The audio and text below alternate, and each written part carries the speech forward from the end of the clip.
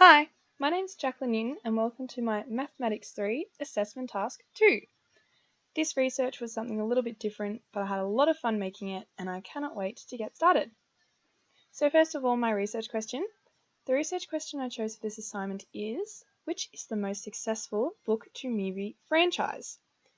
Now, I know when I ask this question, someone who might come to mind is this guy. Now, Harry Potter was just so successful and absolutely crushed it in most of the categories I was looking at, so for that reason I've decided to not include him in this research and instead look at some other titles. These include The Hunger Games, Jurassic Park, Lord of the Rings, Planet of the Apes, Twilight, Jason Bourne series, the James Bond franchise, and 50 Shades for something a little saucier. Just a quick assessment outline. To start off, I look at the background information and how this topic came about. I then move into context and look at the school relevance and application of this topic. This then takes us to the rationale and looking at the purpose of this research. Finally, we get into some mathematical working, and then we'll find out which franchise will reign supreme. So let's get started. So first, a little bit of background information about me. When it came to reading, I generally wasn't a fan, especially when I could ask myself why read the book when there'll probably be a movie later. In particular, I love the fandoms that surround book-to-movie franchises and how passionate people get seeing their favourite books come to life on the big screen. So, school life and application for this question. To start off, I asked myself a few key questions. These included, does the interest in a book or series increase with the prospect of it becoming a movie? Does the genre of books that people read, in particular fantasy and sci-fi, influence their interest? What makes a successful book-to-movie franchise? And then looking at the classroom application, this research includes statistics, averages, inquiry, judgments, and this can be extended to mathematical workings, including data analysis and data displays. So, to look at what categories I should use to judge which was the most successful book-to-movie franchise, I first asked myself the question, what makes the most successful franchise? And here are some of the things that I found looking online. So, most successfully, you look at a large target audience. The movies give justice to the books. The story, therefore, has to be adaptable. There's good engagement with the material. The story is relevant and consistent, and of course it is a pleasure to read and watch, so people actually enjoy it. So looking at the mathematical investigation, to determine which franchise was the best, I looked at a few different categories. So to start off, I looked at the books and movies in the series. I then looked at how many books were sold worldwide. I looked at the box office earnings, both domestically and worldwide. I looked at the total movie earnings. I looked at the average star rating from the series from IMDb. And then I looked at the genre of these franchises and when they were released. So this idea first came to me when I found an article by Cinelinx, and it looked at the top 10 movie franchises of all time, but it didn't actually use maths, it just kind of was their own personal opinion.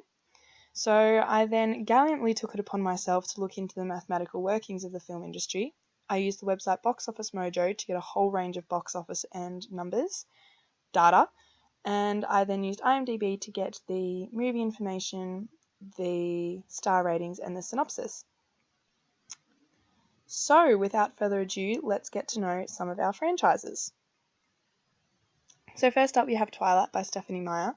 There were 4 books released in this series, 5 movies. With a genre of fantasy and romance, this story follows a young mortal girl who falls in love with a mysterious vampire. However, we were all left with the very important question of Team Edward or Team Jacob. Next up we have The Hunger Games by Suzanne Collins. There was 3 books released and 4 movies from this series. With a genre of sci-fi and action, this story follows a young Katniss Everdeen who volunteers to participate in the annual Hunger Games, a fight to the death. But again in this franchise we're just left with 2 guys fighting over the same girl. Not that I had a favourite. Next up, Lord of the Rings. There was 2 books released in this series, they were broken into smaller parts, but there was 6 movies released, 3 from Lord of the Rings and 3 from The Hobbit. With a genre of fantasy, this story follows the life of a hobbit, asked with saving life as we know it, and also it gifted us with this meme of Gandalf the Grey. Next up, James Bond. There was 15 original books released, with 27 movies so far, and more planned for the future. With a genre of action and drama, this story follows an attractive British Secret Service agent named James Bond, who must work to overcome villains. Although I think the question on everyone's lips at the moment is who will be next after Daniel Craig? 50 Shades series is next, with 3 books released and 3 corresponding movies. This genre of erotic romance follows the story of the unconventional relationship between an aspiring writer and a mysterious billionaire. And trust me, it came with enough memes and jokes of its own. Next up with Jurassic Park, there's been 2 books and 5 movies, again with more planned. With the genre of sci-fi and action, this is set in a world where genetically engineered dinosaurs roam, and you never know what could happen. But also we get to look at this guy. Yay! Next, Planet of the Apes. 1 book was released in 1963, but it has been the basis of 9 movies so far. With the genre of sci-fi and action, this story follows the fight between man and animal. Also, Draco Malfoy made a strange appearance, but I think we can all agree we like him better as a wizard. Next up, the Jason Bourne series. There's been 4 books released and 5 movies so far, with the genre of action.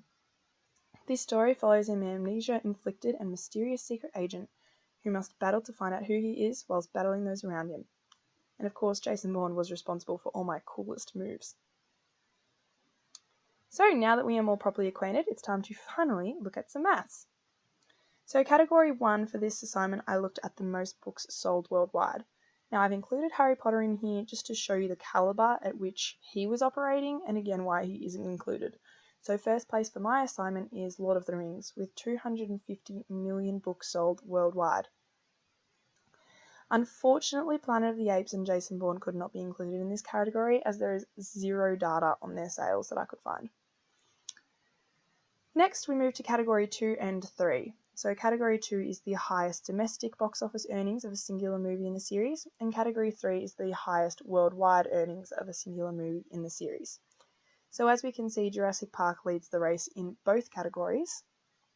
Hunger Games is second at the domestic box office, and yet 4th place internationally, so that means that it was more popular around the world.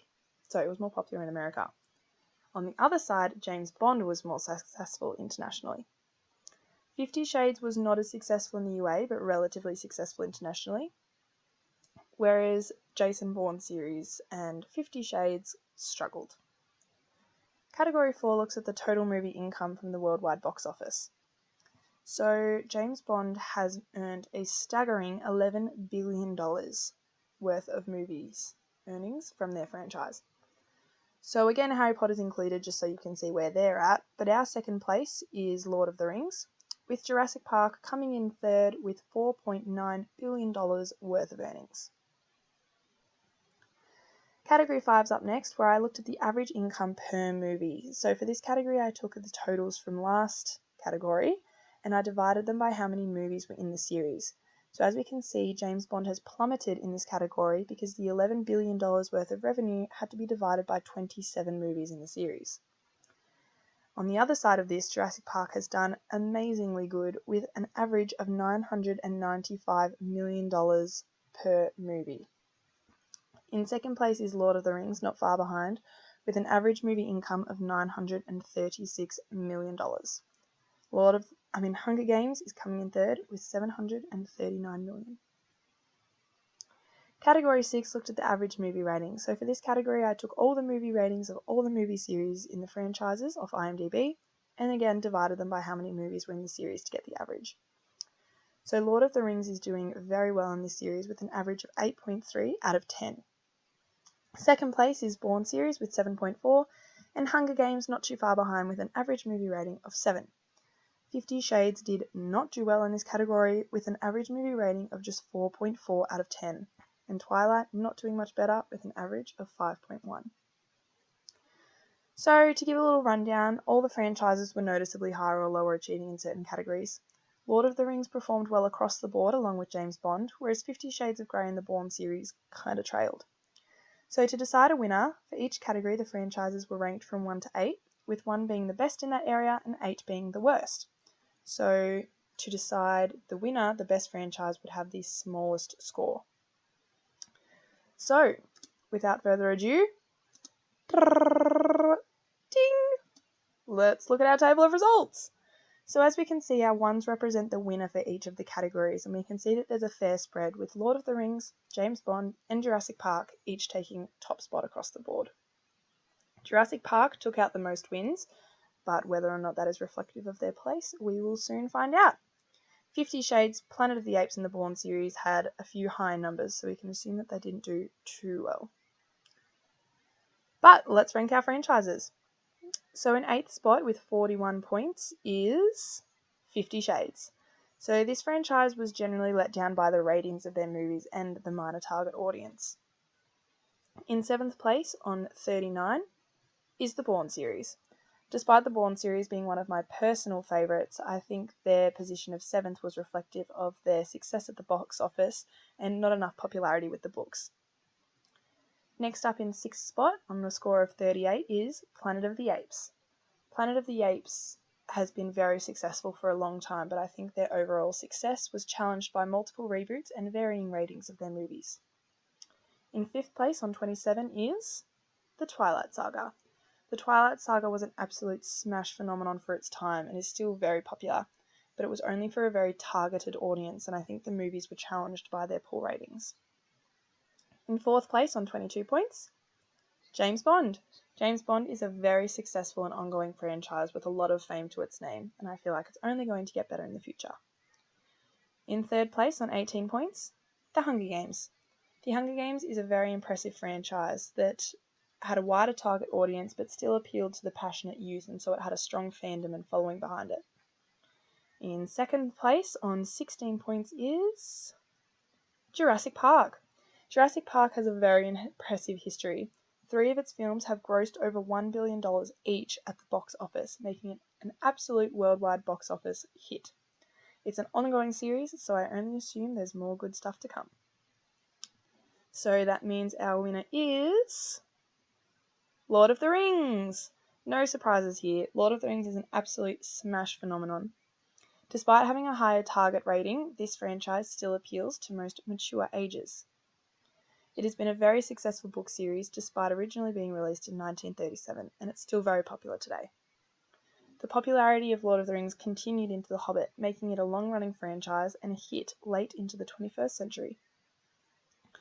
The amazing ratings of Lord of the Rings have kept audiences coming back, with Lord of the Rings having an average of 8.8 out of 10 for their first series and an average rating of 7.7 for their Hobbit series. Lord of the Rings has become a must-read and a must-see pastime, and therefore makes it a very deserving winner of this mathematical investigation. So, to conclude, all of the franchises chosen were very successful. They generated a lot of popularity and a lot more money. Each have their own originality, generating memorable storylines, slogans, characters, or memes. The most successful franchises I found from this mathematical investigation were sci-fi or fantasy.